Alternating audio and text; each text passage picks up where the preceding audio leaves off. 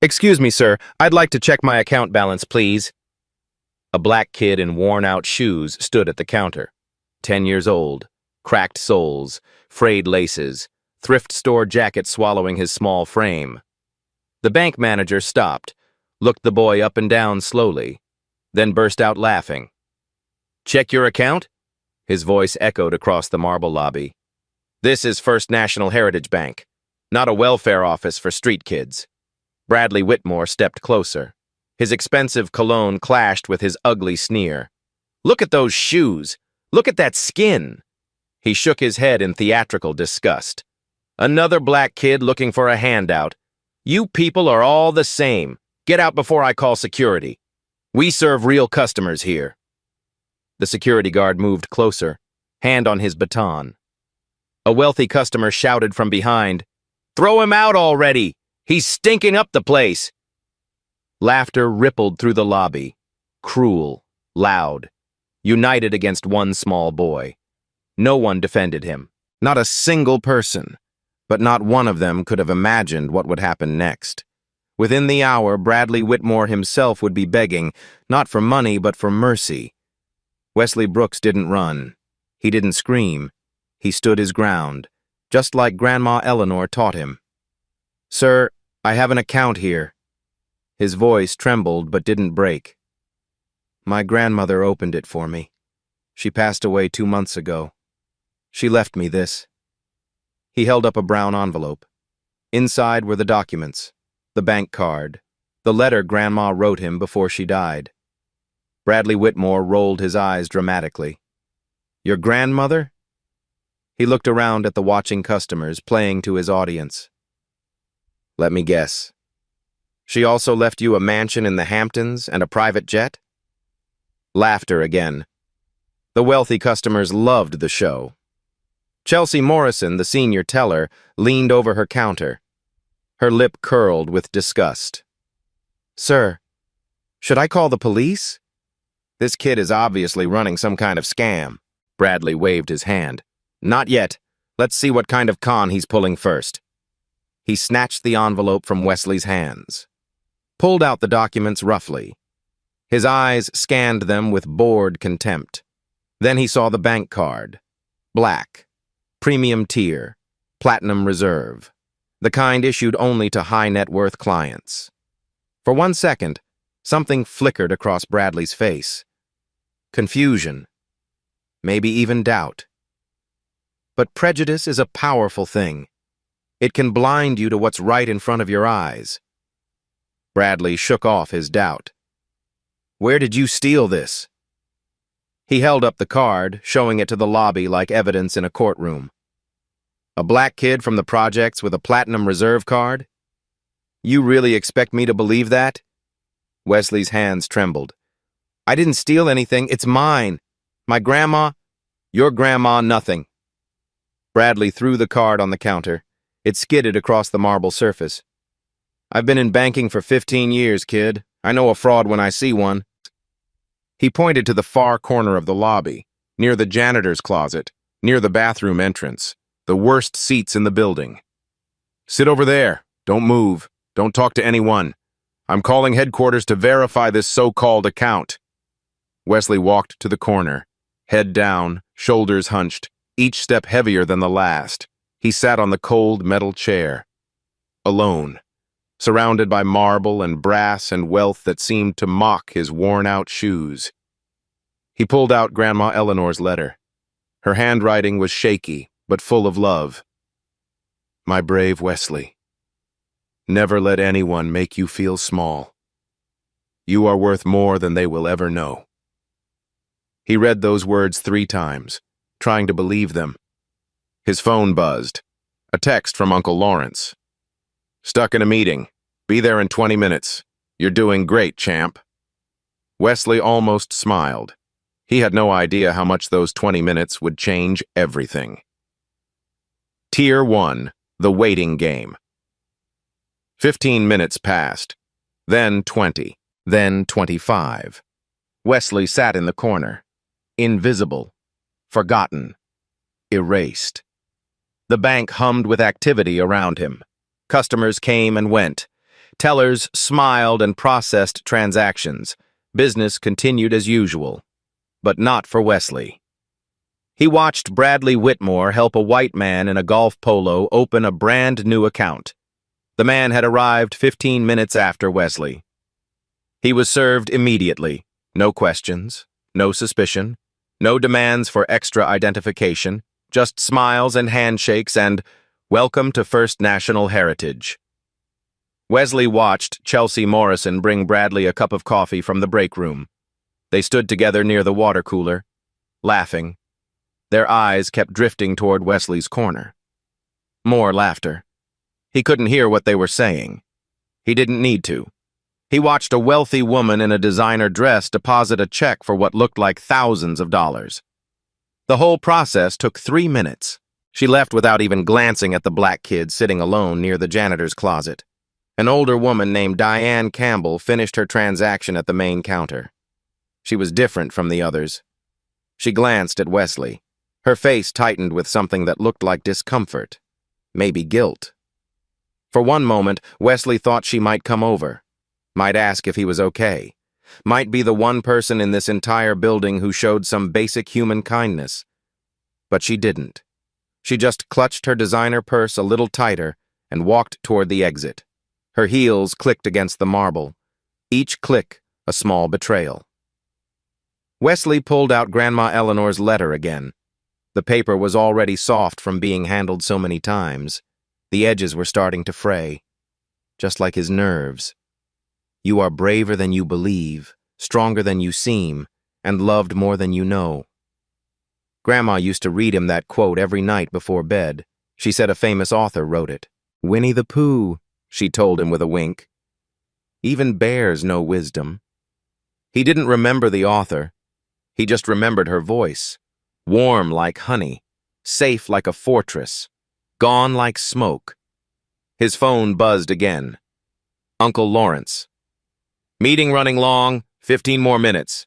Stay strong, champ." Wesley typed back with shaking fingers. Okay. He didn't mention the laughter, the insults, the way Bradley looked at him like he was trash that needed to be disposed of. He didn't want to worry Uncle Lawrence. 30 minutes now, still waiting, still invisible. A security guard named Jerome Davis stood near the entrance. He was black, like Wesley, mid-50s, tired eyes that had seen too much, gray creeping into his close-cropped hair. Jerome had witnessed everything, the insults, the laughter, the way Bradley humiliated the boy in front of everyone. He wanted to speak up. God, he really did. But he had a mortgage, 2 kids in college, 11 years at this bank building toward a pension. Silence meant employment. Employment meant survival. Survival meant his family didn't end up on the street. Jerome looked away, hated himself for it, looked away anyway. Tier 2, the interrogation.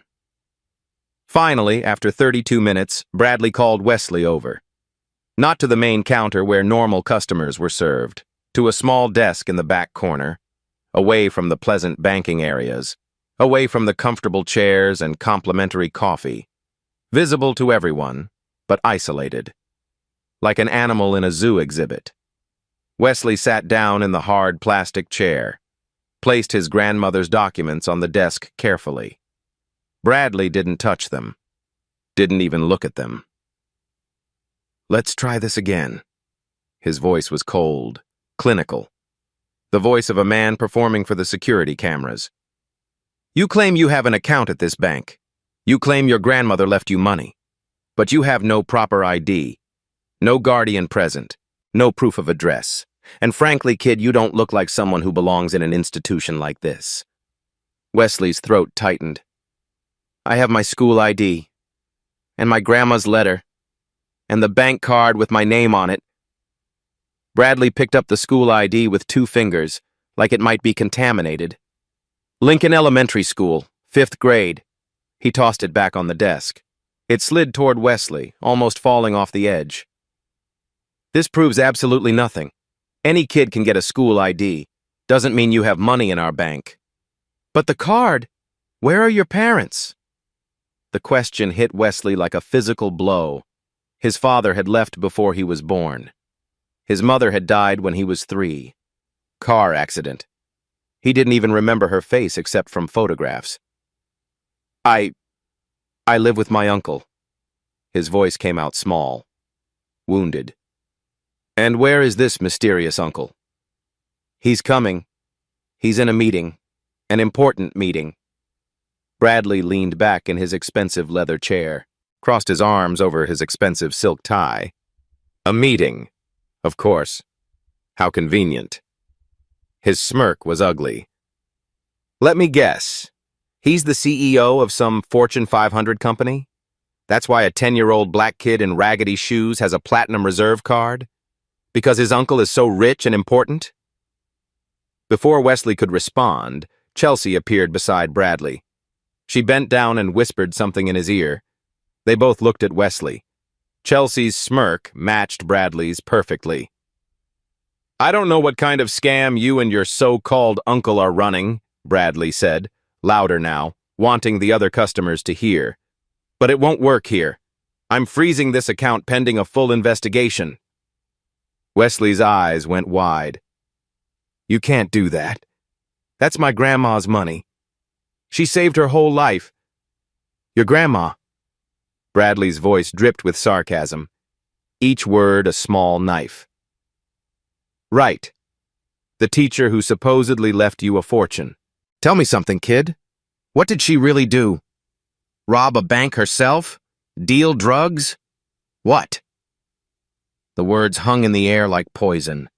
Wesley felt something crack inside his chest, in the place where he kept Grandma Eleanor's memory safe. Tier 3.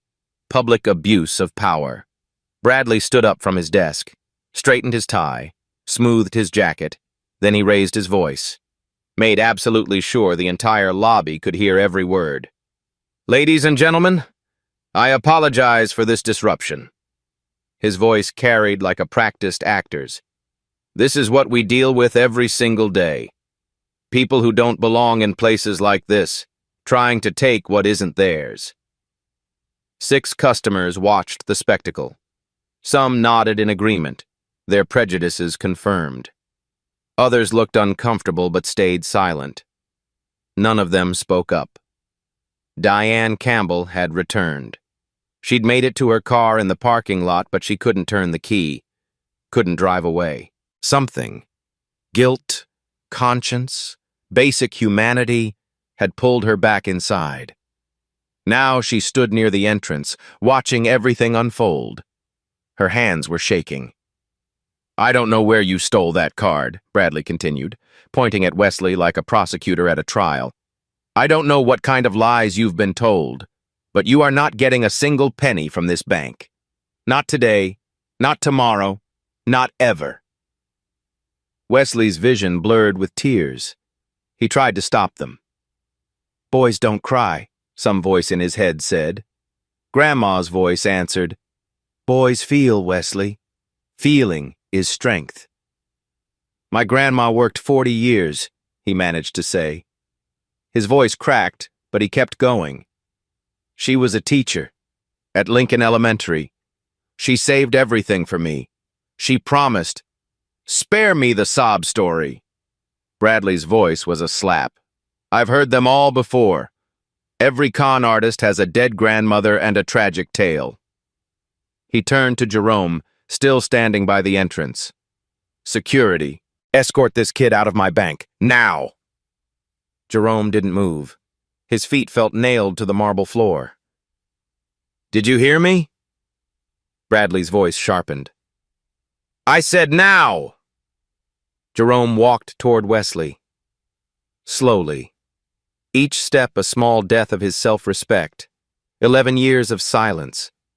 11 years of watching Bradley humiliate people who didn't fit his image of a real customer. Immigrants struggling with English. Women in second-hand clothes. Elderly people confused by technology. Anyone who looked poor, sounded different, seemed vulnerable. Jerome had never spoken up. Not once. Not ever. Today was no different. Today, he was still a coward. He stopped in front of Wesley, extended his hand. Couldn't meet the boy's eyes. Wesley stood up on his own. He didn't need help. He picked up his grandmother's letter from the desk, pressed it against his heart like a shield, walked toward the door with as much dignity as a 10-year-old could carry. Bradley's voice followed him like a curse. Next time you want to beg for money, try a homeless shelter or a street corner. That's more your natural environment. Someone in the lobby actually laughed. A real laugh, loud and cruel. Wesley reached the exit. His phone started ringing. The screen lit up. Uncle Lawrence, calling. He tried to answer. His hands were shaking too badly. The phone slipped from his fingers, crashed onto the marble floor. The screen cracked. Jerome picked it up. For one moment, their eyes met. In that moment, Wesley saw something he didn't expect. Shame. Bone-deep, soul-crushing shame. Jerome was drowning in it. But shame wasn't enough. Words were needed. Action was needed. Jerome handed back the phone. Said nothing. Let the boy walk out alone. Wesley pushed through the automatic doors. They closed behind him with a soft whoosh. Inside the bank, Bradley straightened his tie again. Smiled at Chelsea. And that's how you handle it, he said, satisfaction oozing from every word. Give these people an inch, they'll take everything. Chelsea nodded, but her smile had faded. Something uncomfortable stirred in her stomach. Bradley's phone buzzed. An email notification. Subject line, urgent, Q4 investor visit, immediate preparation required. He glanced at it, deleted it without reading. Too busy, too important, too confident in his own power. He should have read that email. He really, really should have. Outside, the November wind bit through Wesley's thin jacket. He sat on a stone bench in the parking lot, drew his knees up to his chest, made himself as small as possible. The brown envelope with Grandma Eleanor's documents sat beside him, the cracked phone in his lap. The letter clutched in his fist, getting more wrinkled by the minute. He looked down at his shoes, the ones Bradley had mocked, the ones everyone had laughed at. Grandma Eleanor had bought them at a thrift store last spring. $2. Wesley had been embarrassed at first. Other kids at school had Nikes and Jordans. Shoes don't make the man, baby, Grandma had said, kneeling down to tie the laces for him. Character does. And you have more character in your little finger than most people have in their whole bodies. She had worn her own shoes until they fell apart, fixed them with tape and glue until they couldn't be fixed anymore. Wesley now understood why. Every dollar she didn't spend on herself was a dollar she saved for him. Tears fell onto the cracked phone screen. He didn't bother wiping them away. He tried calling Uncle Lawrence, straight to voicemail. He sent a text, typing through tears. Uncle Lawrence, they kicked me out. They said I stole Grandma's card. They called me a thief. Then he waited. 1 minute, 3 minutes, 5 minutes. No response. The meeting must still be going. Uncle Lawrence always put his phone on silent during important meetings. He said it was professional courtesy. Wesley had no one to call, no one to help, no one coming to save him. A woman walked by. Business suit, designer bag, perfect makeup. She saw the crying black boy on the bench, the one who'd just been thrown out of the bank. She'd seen the whole thing through the window. She kept walking. A man jogged past with his golden retriever. The dog wanted to stop and sniff Wesley. The man yanked the leash, hurried on. Cars pulled in and out of the parking lot. People entered the bank. People left the bank. Nobody stopped. Nobody asked if he was okay. Wesley was invisible. Just like inside. Just like always. He unfolded Grandma Eleanor's letter one more time. The paper was damp now, spotted with tears. My brave Wesley, the world will sometimes be cruel. People will judge you by your shoes, your clothes, the color of your skin. They will try to make you feel worthless. But you are not worthless. You are my greatest treasure. Everything I have saved, everything I have worked for, it's all yours now. Use it to fly high. Use it to prove them all wrong. And remember, dignity is not given. It is carried. Carry yours with pride, baby. Always. All my love, forever and ever. Grandma Eleanor. She had promised him. Sitting in her little kitchen, eating chocolate chip pancakes, she had promised. One day, you'll walk into that bank and they'll treat you like a king, Wesley. They'll call you sir and shake your hand, you'll see. Today, they had called him a beggar, a thief, a con artist. Today, they had thrown him out like garbage. Grandma Eleanor, wherever she was, must be heartbroken. Inside the bank, the silence of complicity. Diane Campbell stood near the entrance, frozen. She had come back, driven by guilt, pulled by conscience. She had watched the whole scene through the glass doors, watched the boy sit on the bench, watched him cry alone, watched people walk past without stopping. She should go out there, sit with him, tell him it would be okay. But what would she say? What could she possibly say? She had stood right there in the lobby, watched Bradley humiliate that child, heard the insults, the racism, the cruelty, and she had done nothing, said nothing, just like everyone else. What right did she have to comfort him now? Jerome Davis stood at his post by the door. His eyes kept drifting to the parking lot, to the small figure on the bench. His chest felt tight. His hands wouldn't stop clenching.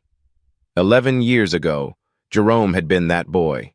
Different bank, different city, same humiliation. A white manager had refused to cash his paycheck. Need extra verification for people like you. A security guard had followed him around a store. Just doing my job, sir. A realtor had suddenly found that an apartment was no longer available after seeing his face. 1,000 small cuts over a lifetime. Some not so small. And now? Now Jerome was the one in the uniform, the one following orders, the one enabling the cruelty. His younger self would be disgusted. He moved toward the door. Maybe he could just... Jerome!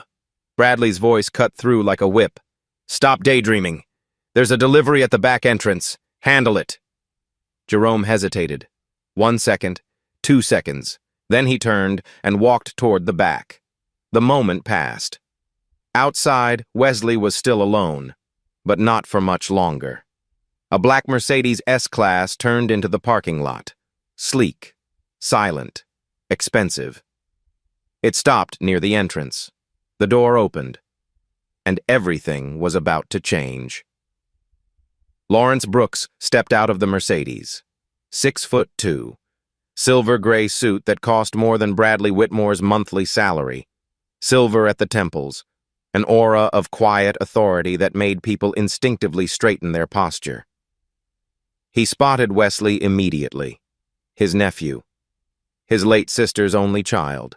The last living piece of his mother Eleanor remaining in this world. Sitting on a cold bench, crying, clutching a crumpled letter, completely alone. Lawrence's jaw tightened. A muscle twitched beneath his eye, the only visible sign of the fury building inside him. He walked to the bench, knelt down so he was at Wesley's eye level. Hey, champ. His voice was gentle, a stark contrast to everything Wesley had heard in the past hour.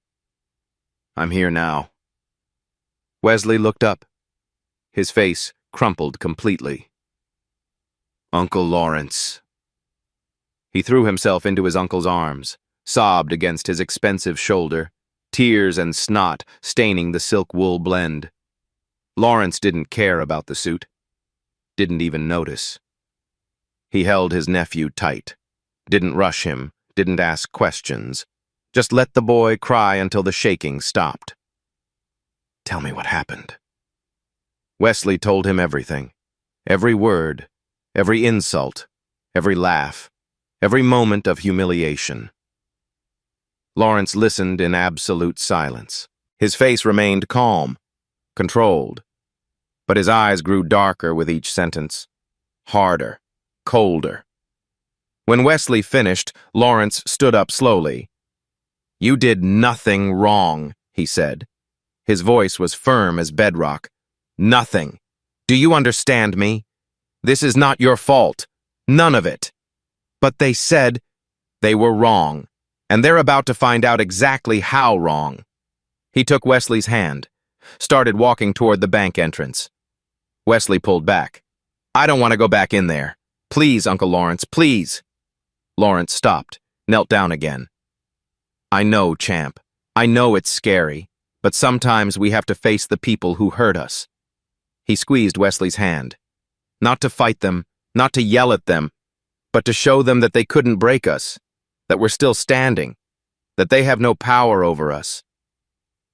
Wesley looked at the glass doors, at the marble lobby beyond, at the place where he'd been humiliated.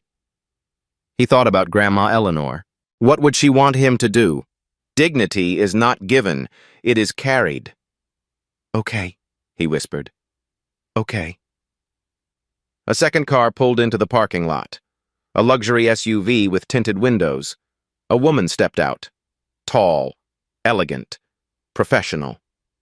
Patricia Edwards, Regional Director of First National Heritage Bank. She had been driving to the quarterly investor visit, the one Bradley kept ignoring in his emails, when her phone rang.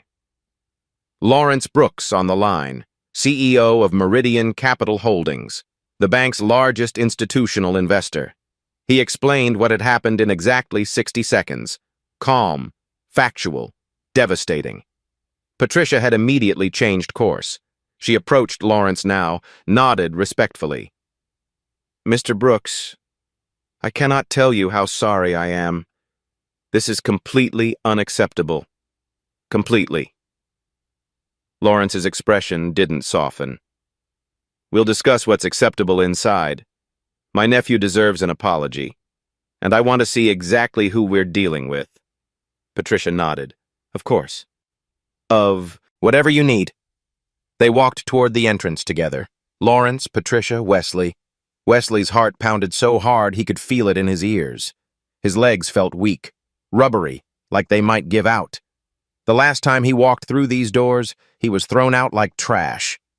Now he was walking back in, with his uncle's hand warm around his, with a regional director beside them.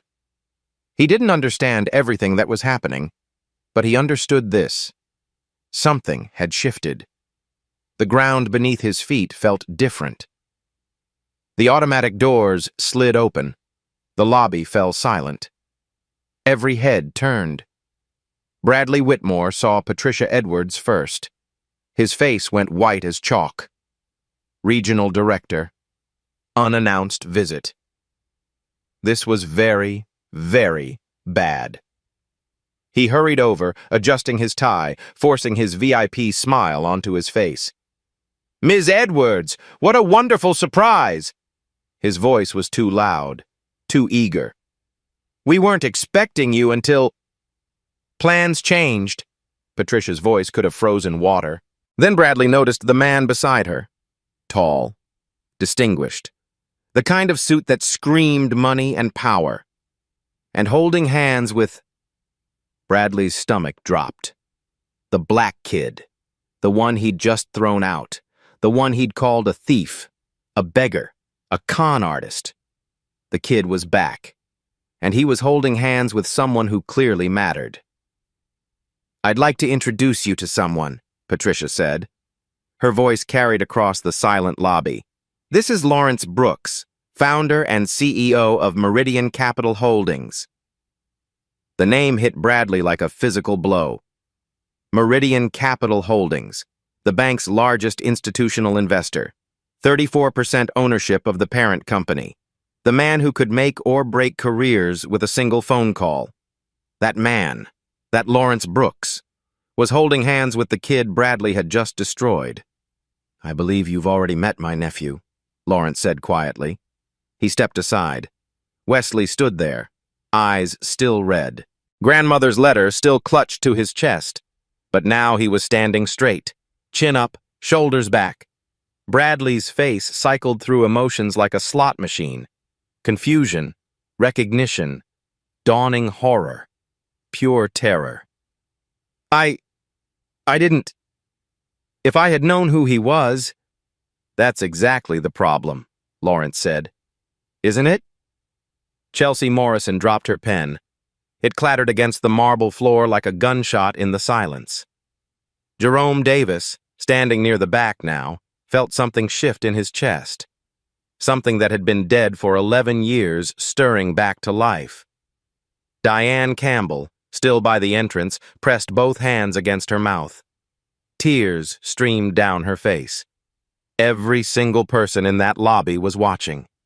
The customers who had laughed, the employees who had enabled, the bystanders who had stayed silent. All of them witnesses now. To what was about to happen next. Lawrence released Wesley's hand. He walked toward Bradley slowly, each step deliberate, each step measured. The walk of a man who knew his power and didn't need to rush. Bradley took a step backward. His back hit the marble counter. Nowhere to run. Mr. Whitmore? Lawrence's voice wasn't loud. It didn't need to be. The entire lobby was holding its breath. My nephew came here today to check his account balance. His grandmother, my mother, left him that money as his inheritance. It's legally his. Every penny. Can you explain why he was denied service? Bradley's mouth opened, closed, opened again. He looked like a fish drowning in air. There were irregularities. We were just following standard protocol. What irregularities? Lawrence's voice remained calm, controlled. Somehow that made it more terrifying than shouting. The account is properly documented. The funds have been verified by your own bank. What specific irregularity justified treating a 10-year-old child like a criminal? I didn't realize. If I had known who he was, that's exactly the problem. Lawrence stepped closer. Bradley tried to press himself into the counter, but there was nowhere to go. You didn't know who he was, so you decided he was nobody. You saw a black kid in worn-out shoes and you made a judgment. Not about protocols, not about policies, about who deserves to be treated like a human being. The words landed like hammer blows. My mother worked 40 years as an elementary school teacher. She rode the bus until she was 70 because she never wanted to waste money on a car. She wore the same winter coat for 15 years. She ate store-brand groceries so she could put money aside. Lawrence's voice didn't waver. If she had walked in here today, you would have treated her exactly the same way. Laughed at her. Humiliated her. Thrown her out. Bradley said nothing. There was nothing to say. She would have deserved better. Just like Wesley. Just like every single person who walks through those doors. Lawrence turned to Patricia. Before we discuss consequences, I want Mr. Whitmore to see something. Patricia nodded. Lawrence walked to the main counter. Wesley followed, still holding his hand. Chelsea stood behind her computer, frozen. Her face was the color of old paper. Pull up my nephew's account, Lawrence said. It wasn't a request. Chelsea looked at Patricia. Patricia nodded once. Trembling fingers typed. The screen loaded slowly. Everyone held their breath. And there it was. Account balance, $487,263. Almost $500,000. 40 years of a teacher's salary. Every birthday card with money tucked inside. Every Christmas bonus. Every summer tutoring job. Every single dollar Eleanor Brooks had earned, saved, sacrificed. All for Wesley. Bradley stared at the number. His face went gray. His mouth fell open. No sound came out. Complete silence. Then Lawrence spoke. He laughed at your shoes. His voice was quiet but carried to every corner of the lobby. He stopped laughing when he saw the balance.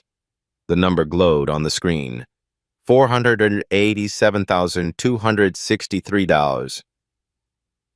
Bradley couldn't stop staring at it. His brain couldn't process what his eyes were seeing. $500,000 in an account belonging to the kid he'd just called a beggar. "That," Lawrence said, pointing at the screen, "is the money my mother saved over 40 years. She rode buses in the rain so Wesley could go to college someday. She wore secondhand clothes so Wesley could have a future. She ate rice and beans for dinner so Wesley would never go hungry." He paused. Let the words sink in. "And you almost took that away from him. Because of his shoes." Bradley finally found his voice. It came out cracked and desperate. I didn't know. If I had known there was that much money, and that's the real problem." Lawrence's voice went cold, sharp as a blade. "You would have treated him differently if you knew he had money. Your respect comes with a price tag, but human dignity doesn't." He looked at the number one more time, then at Wesley. "My mother always said something to me.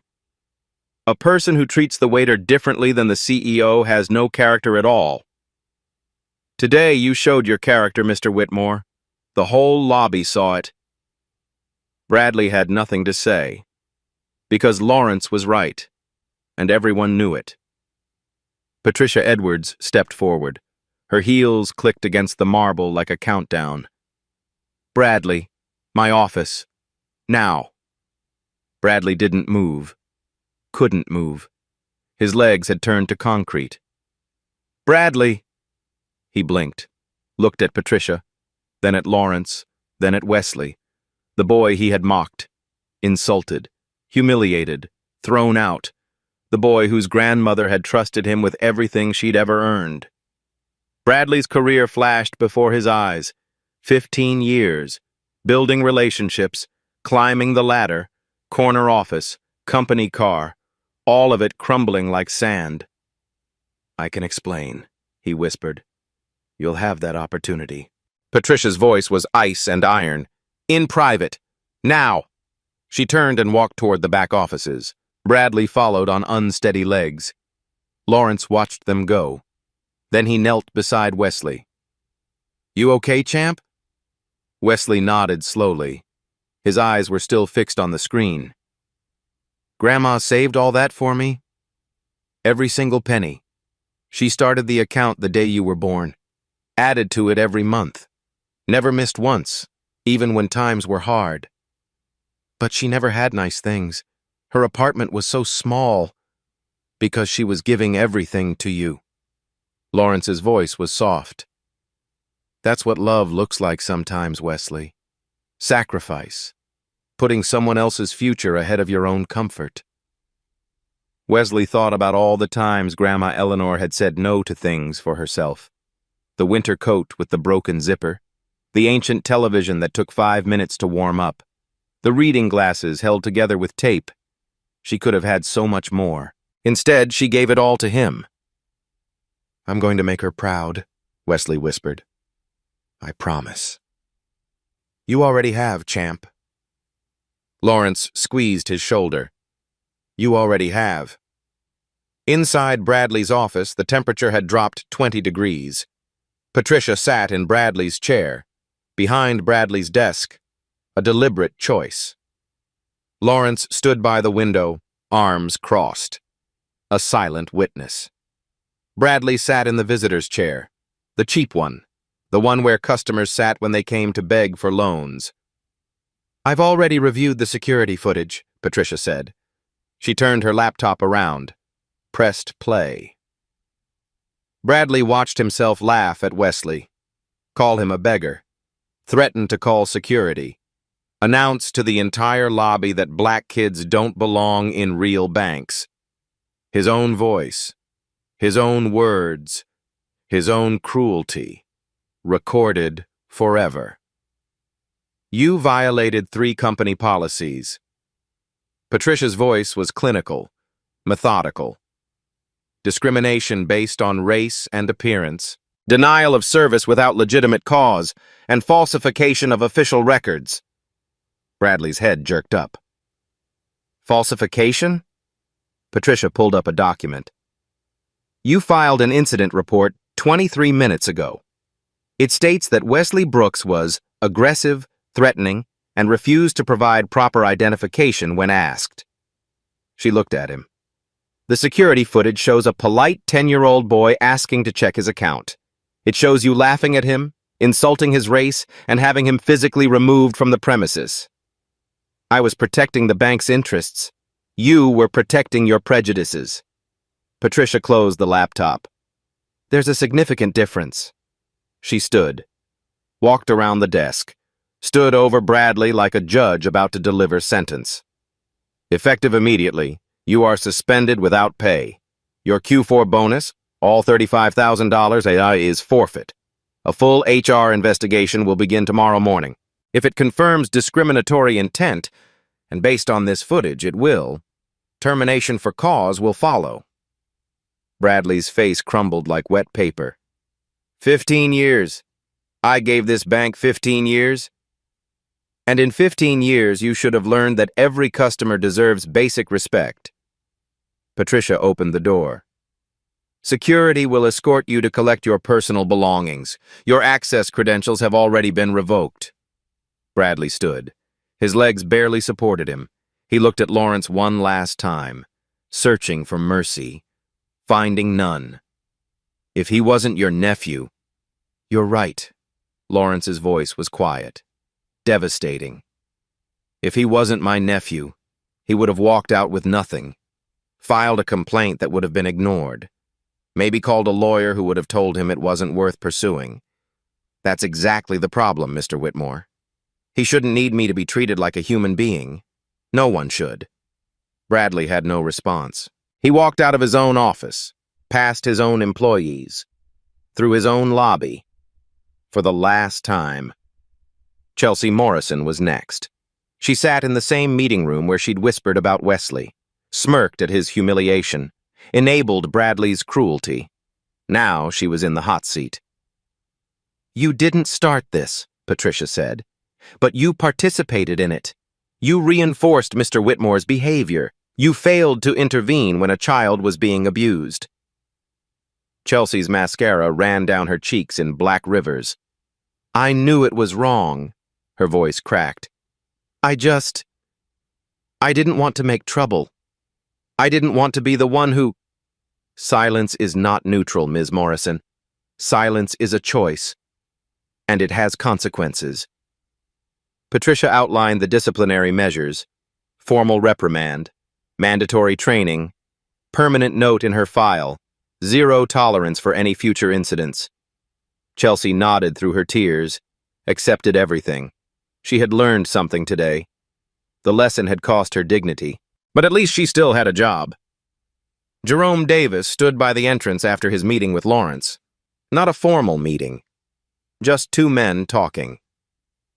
You picked up his phone when he dropped it, Lawrence said. You handed it back to him. It wasn't enough. No, it wasn't. Lawrence didn't soften the truth. But it was something. A small kindness in a moment when he had none. I should have done more. I should have said something. You should have. Yes. Lawrence looked at him steadily. The question is, what will you do next time? Jerome thought about his mortgage, his kids, his pension. Then he thought about Wesley, 10 years old, crying on a bench, completely alone. Next time I speak up, he said, no matter what. Lawrence nodded, extended his hand. Jerome shook it. It wasn't absolution. It wasn't forgiveness. It was a promise. To himself, to Wesley, to every person he might be able to help in the future. A promise he intended to keep. Diane Campbell had been waiting. Through all the meetings, all the drama, all the reckoning. She was still there when Wesley and Lawrence walked toward the exit. Wait! Her voice came out strangled. Please! They stopped. Diane approached slowly. Her eyes were red. Her hands were shaking. I'm so sorry. The words tumbled out. I was there. I saw everything. I should have said something. I should have defended you. But I stood there. Like a coward. Wesley looked at her. This woman who had watched his humiliation in silence. He thought about Grandma Eleanor. What would she say? Forgiveness isn't about them, baby. It's about setting yourself free. You came back, Wesley said quietly. That matters. Diane's tears fell faster. I'm filing a complaint. A formal one. As a witness. Everything I saw. Everything they said. It goes on the record. Lawrence nodded. That takes courage. It takes less courage than your nephew showed today. Diane looked at Wesley. He stood there and took everything they threw at him. He didn't run, he didn't scream, he just endured with dignity. I don't know if I could have done that. Wesley didn't know what to say, so he said the only thing that felt true. Thank you for coming back. Diane nodded, wiped her eyes, walked to customer service to file her complaint. One small act of courage. It was a start. The news spread through the bank like wildfire. By closing time, everyone knew. Bradley Whitmore, 15-year veteran, branch manager, terminated for cause. The official reason? Violation of company policies regarding customer service and professional conduct. The real reason spread through whispers and texts. He mocked a black kid, called him a beggar, threw him out. Turns out the kid's uncle owns a third of the bank. By the next morning, it was regional news. By the following week, national. Not the details. Those were kept private to protect Wesley. But the story got out. Bank manager fired for discriminating against a child. Major investor involved. Complete corporate accountability. People talked about it, argued about it, shared their own stories. It became a moment. Bradley Whitmore's termination was finalized within 72 hours. No severance, no recommendation letter, no pension benefits beyond what was legally required. 15 years of work, gone in 15 minutes. He applied to other banks. Word had spread. No one would hire him. He ended up managing a check cashing store in a strip mall 3 towns over, helping the same kinds of people he used to mock. Some called it karma. Others called it justice. Bradley called it nothing. He didn't have the words. Chelsea Morrison kept her job. Barely. She completed every training module, showed up early, stayed late, never smirked at another customer again. 6 months later, she transferred to a different branch, needed a fresh start. 6 months after that, she quit banking entirely, went back to school, became a social worker. She spent her days helping families navigate systems designed to exclude them, the same systems she had once enforced. The irony wasn't lost on her. Neither was the lesson. 3 weeks after the incident, Jerome Davis faced his first test. A young Hispanic woman came into the bank. Nervous, uncertain. Her English wasn't perfect. She struggled to explain what she needed. A new teller, young, impatient, was getting frustrated. His sighs were getting louder, his eye rolls more obvious. Jerome walked over. Is there a problem here? The teller started to explain. Jerome cut him off. This woman is a customer. She deserves patience and respect. Help her properly, or I will find someone who can. The teller's eyes went wide. He apologized, helped the woman with genuine care. Jerome went back to his post. His heart was pounding, his hands were shaking, but he had spoken up. For the first time in 11 years, he had spoken up. It felt like breathing after being underwater for too long. Patricia Edwards didn't stop with Bradley. Within 3 months, she implemented sweeping changes across the entire region. Mandatory bias training, every employee, every quarter, no exceptions. New customer service protocols, every inquiry handled within 15 minutes, regardless of appearance. Mystery shoppers hired to test compliance, an anonymous reporting hotline. For customers and staff alike, zero tolerance for discrimination. A small plaque mounted at every entrance. Every customer deserves respect. First National Heritage Bank. It wasn't revolutionary. It wouldn't fix centuries of systemic racism overnight, but it was a start, a real one.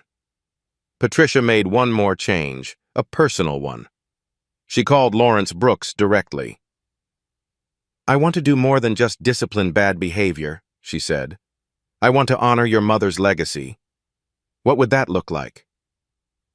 Lawrence thought about it. Talked to Wesley. Talked to his memories of Eleanor. A week later, they announced it. Named after Wesley's grandmother. Funded by the bank. Administered by a community foundation. Every year, 2 scholarships awarded. Full tuition, books, living expenses. Recipients, students from underserved communities pursuing degrees in education. Teachers teaching future teachers. Eleanor Brooks's legacy multiplied. The first recipients would be announced the following fall. The selection committee would include community leaders, educators, and one very special advisor. Wesley Brooks. 10 years old, already changing the world.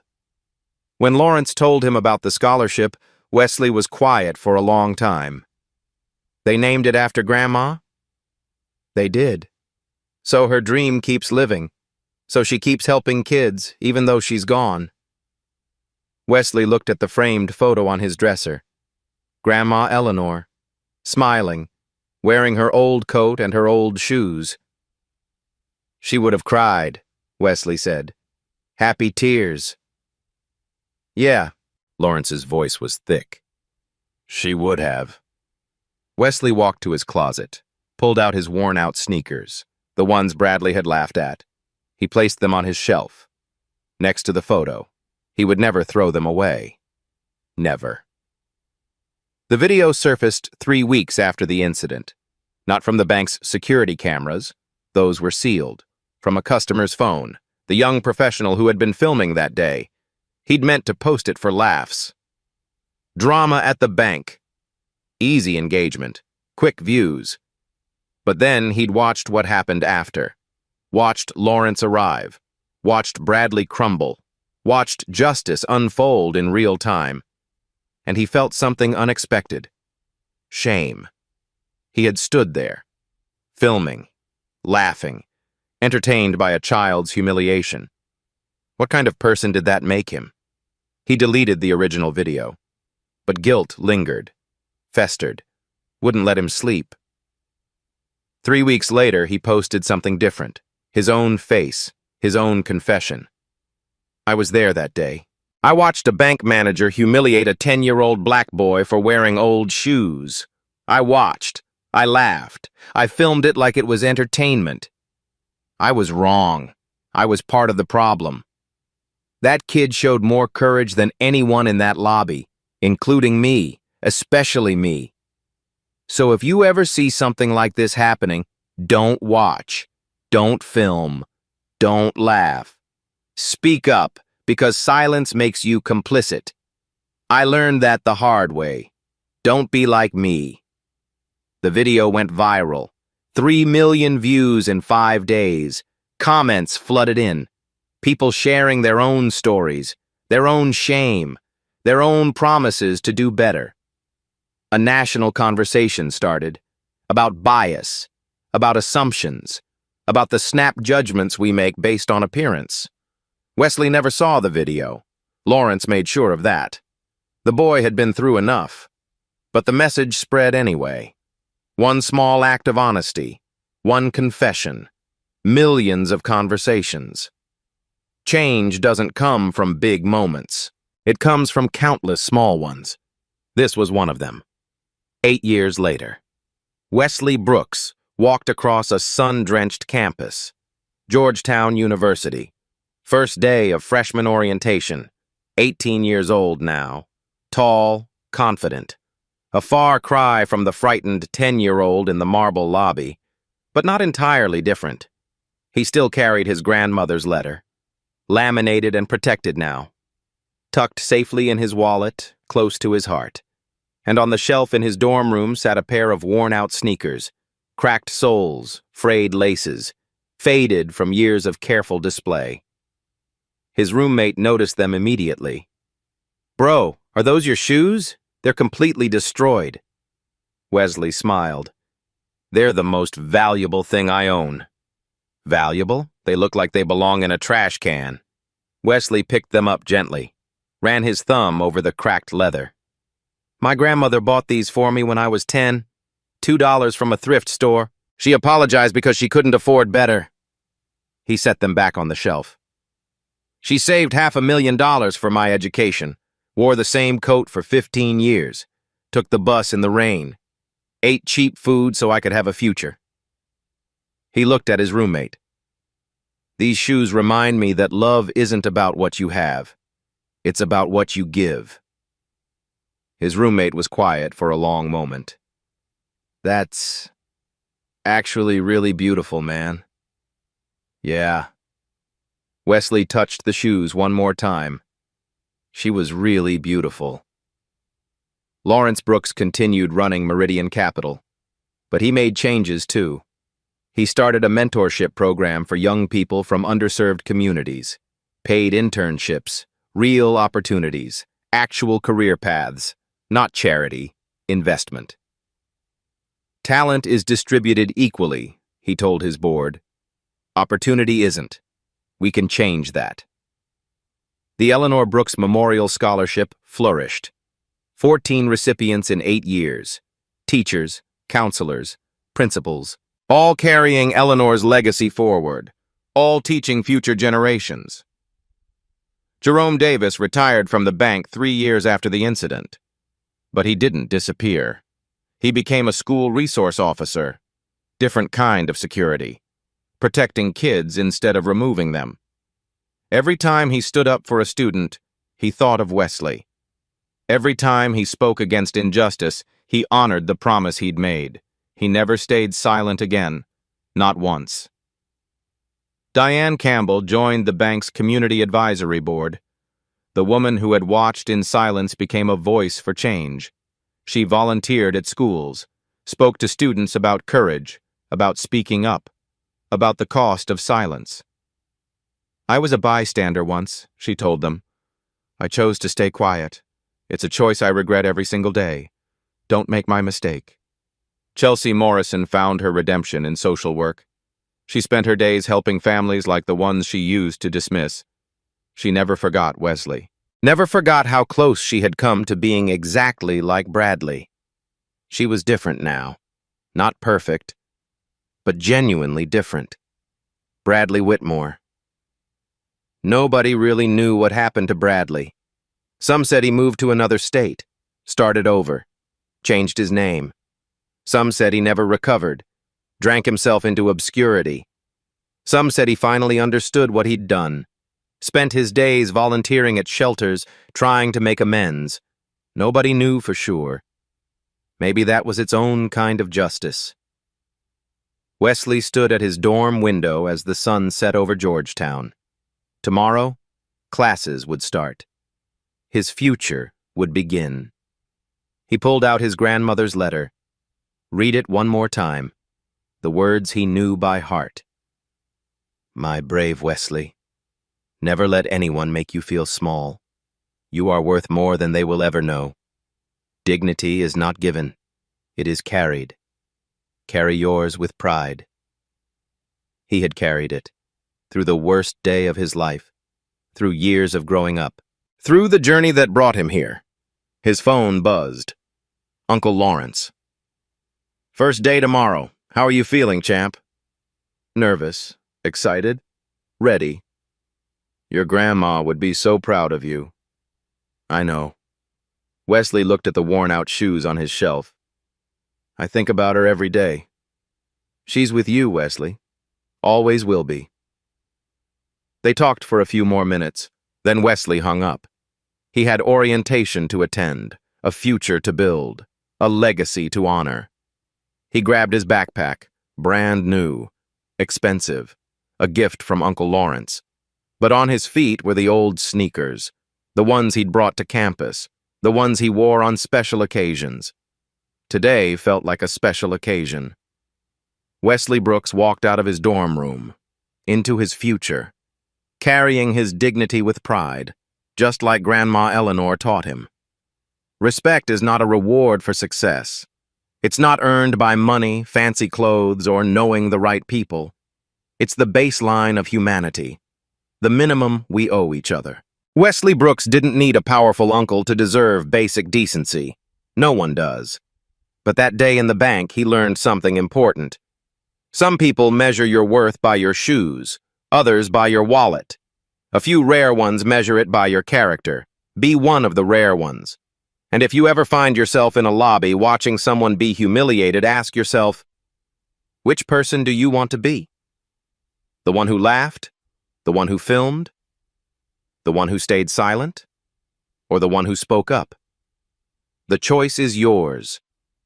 It's always yours. Dignity is not given. It is carried.